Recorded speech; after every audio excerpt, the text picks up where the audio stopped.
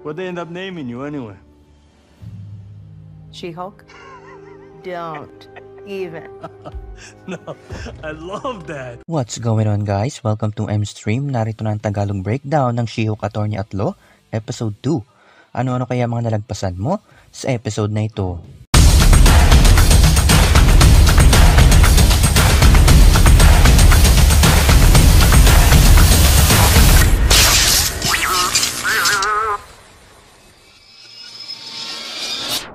Before we begin, you can comment down below to join in my custom shoutout.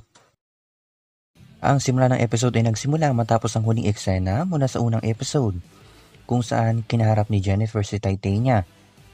Sa isang balita, maririnig natin ang una niyang superhero name. Like a She-Hulk. A She-Hulk?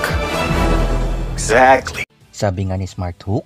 You never have a choice with these names. Matapos siyang matagka sa trabaho dahil hindi niya naipasa ang kaso ng maayos, makikita natin dito ang sunod-sunod na pag-reject sa kanya, gaya na nangyari sa comics. Matapos yun, makikita natin dito ang isang salo-salo ng kanilang pamilya. Sa comics, ang tatay niya ay isang dating sheriff sa Los Angeles at ang nanay niya ay tiyahin ni Bruce Banner.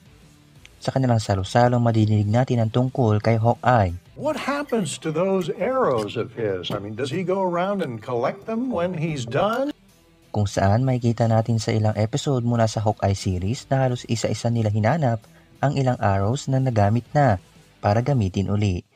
Matapos nito ay binigyan ni Holloway si Jennifer ng isang trabaho, kaso kinakailangan niya maging She-Hulk. Ang Superhuman Law Division ay halos kinuha rin sa comics. Samantala sa eksenang ito, makikita natin ang isang istorya tungkol sa isang lalaki na mayroong metal claw na nagsimula ng away sa isang bar. Ito ay maaaring reference o Easter eggs para kay Wolverine.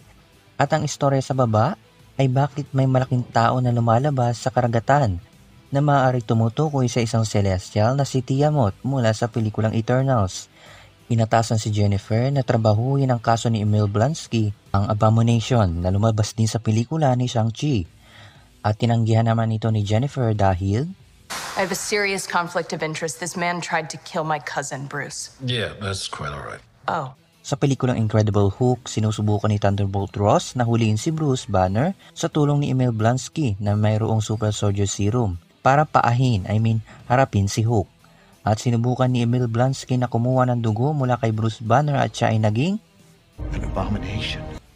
At siya ay nagwala. Ngayon sa episode na ito, si Blonsky ay nakakulong sa isa sa mga secure na pasilidad ng DODC.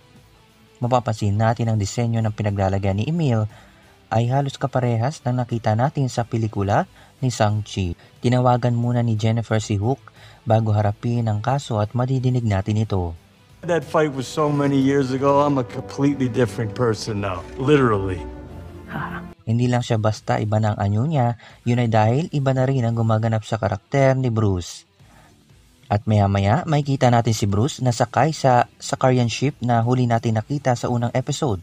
Siya ay nasa Kalawakan na at maaaring ito na ang pagkakataon para magkaroon ng World War Hulk at makilala natin ang anak niyang si Scar. At si Bruce Banner ay maaaring pumunta sa planetang Sakaar. Ang ending ng episode ay isang balita tungkol sa isang footage sa labanan sa pagitan ni Wong at Abomination mula sa pelikulang Shang-Chi na nag-viral. Ano kaya ang role ni Wong dito? Abangan natin yan. Yan ang lahat ng nakita at nahinuha ko sa episode na ito. Medyo mababawasan ang aking pagpo-post ng video dahil magpapasok ka na naman. Oh! That sucks. Pero, stay tuned mga ka-streamers. Leave a like. Continue to support my channel. Until next time. I think this is one of those cameo every week type of shows. Well, except Bruce. And Blonsky. And Wong.